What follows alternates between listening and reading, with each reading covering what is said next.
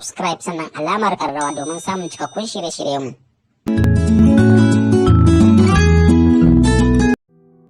Abokina motar kafa. Na yi maza na sayar. To babur ɗin fa? Ita ma na sayar. Man fetur ya ƙare a Najeriya. Ban gane ya ƙare ba. To an da sai da man fetur. Yanzu duk keke za koma hawa.